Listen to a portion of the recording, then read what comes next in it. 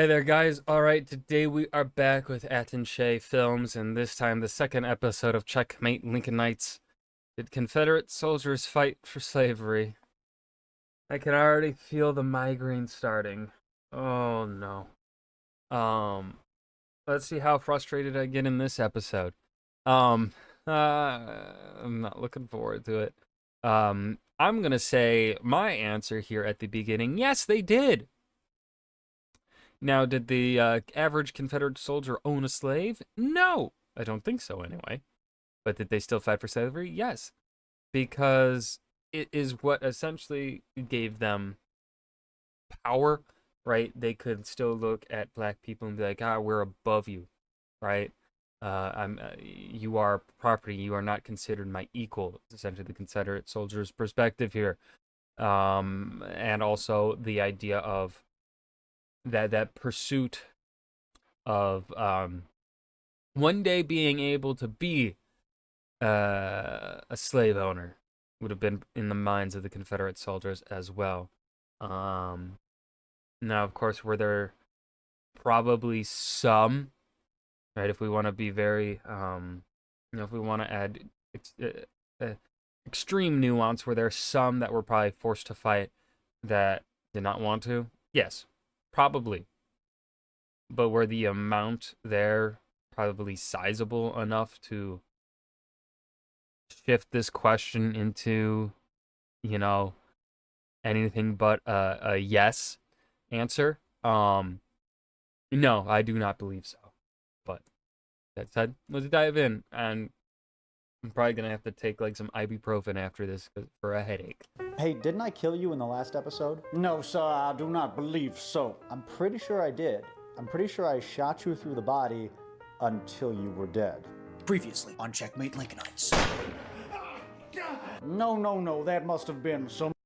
Hold on. How does he do is the beard makeup? No, it can't be makeup. There's no way it's makeup. Is it? I'm trying to think of how he would film this. Could it be makeup?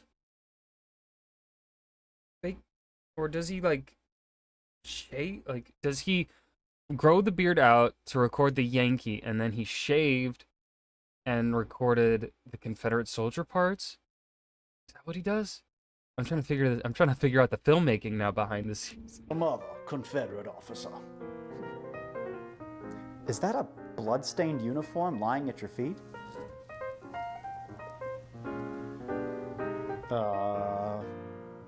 Checkmate, Lincolnites! The program where we stoutly defend the South against those who would besmirch her. Like the brave boys at Fredericksburg, we shall stand for... Fredericksburg! Oh, sorry. Too soon, I guess. Yeah. Sir, I have invited you here because you have called the excellent film Gods and Generals a piece of propaganda. It is propaganda. It is. No, it's not, and I Oh no. say that as a Latino. It's just like Gettysburg. It's always the people that don't have a profile picture either. You know they're fucking lying when they say that shit. You know they're fucking lying. It doesn't have bias approach. It's respectful Because you wouldn't if you actually were, you would have a profile picture and you wouldn't feel the need to say this. This is totally a fucking fake ass white dude. both sides. So do us a favor and shut up. Come on, man, you're making this so easy. Give me some of the challenging comments, Bring out the big guns. It's okay, I can take it. It's funny when snot-nosed, green behind the ear, force-fed warm bullshit college boys such as yourself just regurgitate all the totally false narratives you learn.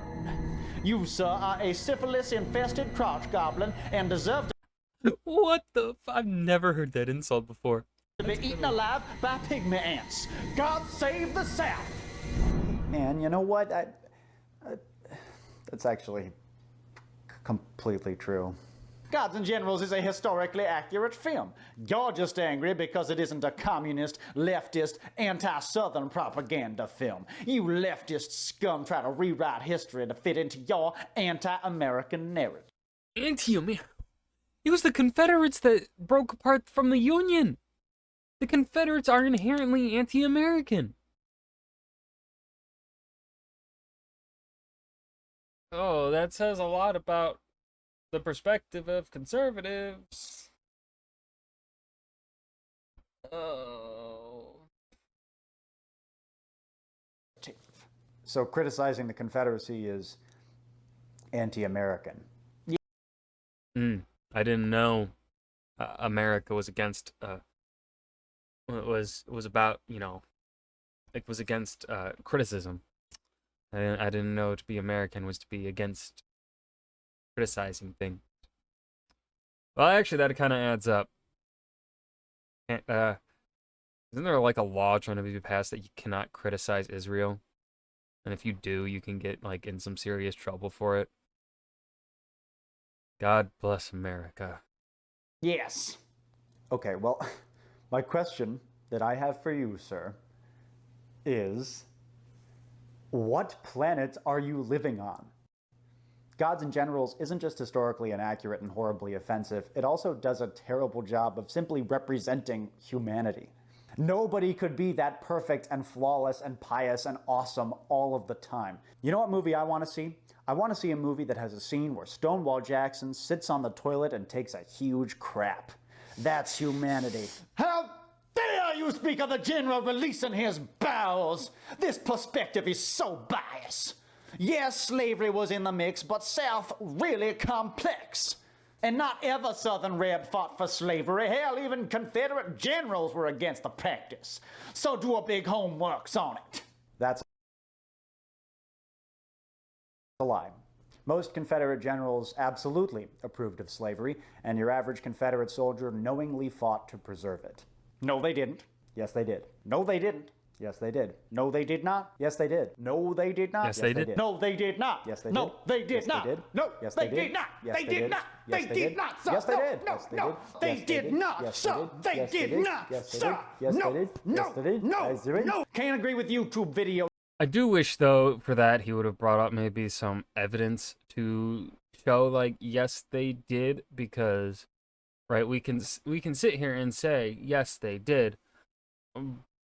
But again, it's one of those things that while I do agree with him, it's also one of those things where it's like, we do still need to provide ourselves the evidence for our side because we are better than the Confederates. We are better than them.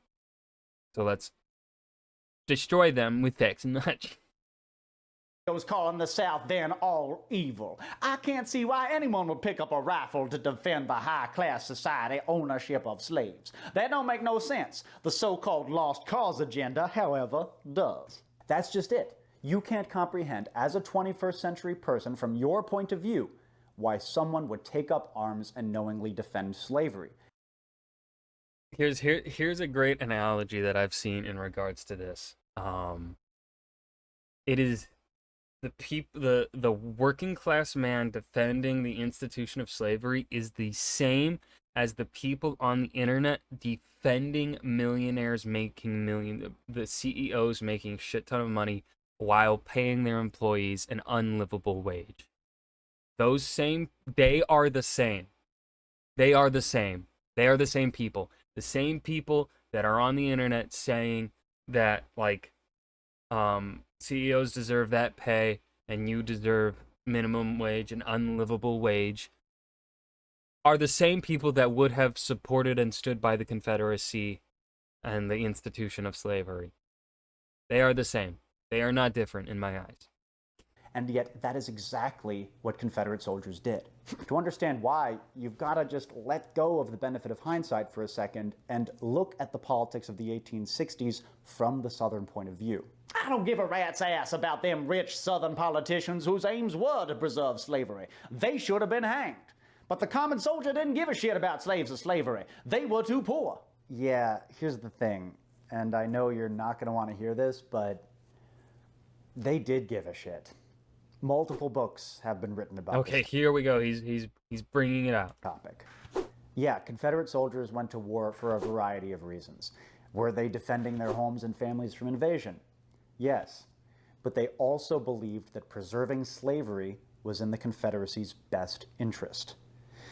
It was widely believed that emancipation would lead to servile insurrection, basically a race war. Did you know that volunteers in the Army of Northern Virginia were about 40% more likely to own slaves than the rest of the Southern population? Don't you think that's a little bit telling? President Lincoln.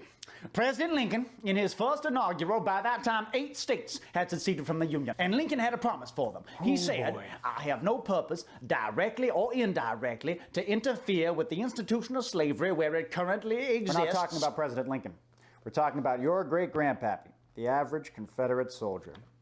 Here's a quote. This is Yes, he's bringing in the receipts. Yes. Confederate cavalryman Frank Myers, registering his oath of allegiance to the Union in 1867. This is directly from his diary. Registered. That means swore to be a liar, fool, villain, and ain't white anymore, ain't honest anymore. And registered as loyal to the United States, and no honest, honorable, sensible, decent white man can be that. It's a common theme that you see in the writings of surrendering Confederates. They felt like they weren't white anymore. Look up the moral tariff. Late in the war, when Confederates were debating amongst themselves whether to enlist slaves in the Army, Private Joseph Maids wrote, I did not volunteer my services to fight for a free Negro's free country, but for a free man's free country. Oh. And see, that quote there gives us such insight into the perspective of the 1860s here, of that the black man was not even considered a man. They were considered different, lesser. And that's just, what the And I do not think I love my country well enough to fight with black soldiers. Well, what about them northern states? What about the northern That states? sounds like someone who's very concerned with states' rights, don't you think? Here's another one. This is from General James Longstreet, talking to his men after General Benjamin Butler refused to return fugitive slaves to Southern masters. Here's what he has to say. I don't want to hear. Already has the hatred of one of their great leaders attempted to make the Negro your equal by declaring his freedom. They care not for the blood of babes, nor carnage of innocent women, which servile insurrection thus stirred up may bring upon their heads. What you been saying, son? Imagine how silly former Confederates must have felt after the 13th Amendment was passed and that didn't happen. It was a doomsday prophecy that just didn't come true. So, of course, they had to undergo all sorts of mental gymnastics to prove that the last 4 years of horrendous violence meant something, anything. So they started convincing themselves that, oh no, we didn't fight just for slavery. I mean, that was just a tiny little part of this bigger issue of states' rights that's gone all the way back to the founding of the country. But even this lie doesn't jive with the political actions of ex-Confederates during Reconstruction, when they fought tooth and nail to stop the progress of civil rights in this country. Silly Bolshevik tricks like this are amateurish. Why don't you address John Brown? John Brown, the fucking hero? Hell yeah. Or that genocidal maniac Sherman? Why didn't the North just let the South live in peace? Why? I'm saying we didn't go far enough in treating the South. We should have been harsher. We should have been fucking harsher, man. Oh my god, that is one of the biggest failings of this country. There are a lot of failings with this goddamn country. But this one's a big one. We should have been so much harsher.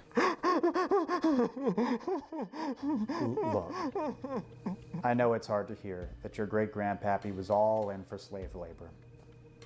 It's a bummer, even taking into account his reasons for believing that, and to him, they were good reasons. You don't want to think of him that way. You want to think of him as this heroic defender of hearth and home, not as an enthusiastic foot soldier in the slaver's army. But the truth is, he was both. He was a complicated, flawed human being, just like you or me. Now all the great-grandpappies... Yeah, but still, he wanted to own slaves, so he's still a piece of shit. He's not... It's not that complicated. I don't think it's that complicated. Like, let's say you have you're of German descent post World War II. Your family left Germany perhaps after World War II, or maybe they left amidst it or slightly before, and you still had like family over there. Those Germans, potentially being Nazis, are still pieces of shit. Even if maybe some family members may have good memories of them. Just because someone treats you good does not make them a good person. They can still be a fucking piece of shit. And anyone that owned slaves is a downright piece of shit. Anyone that was a Nazi is a downright piece of shit.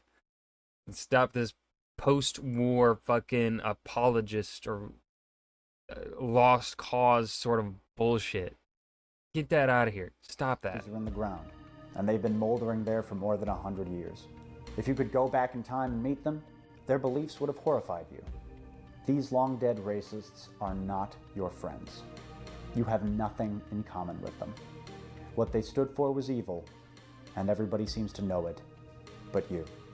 And until you guys reconcile that fact, you really shouldn't be surprised that you're being criticized.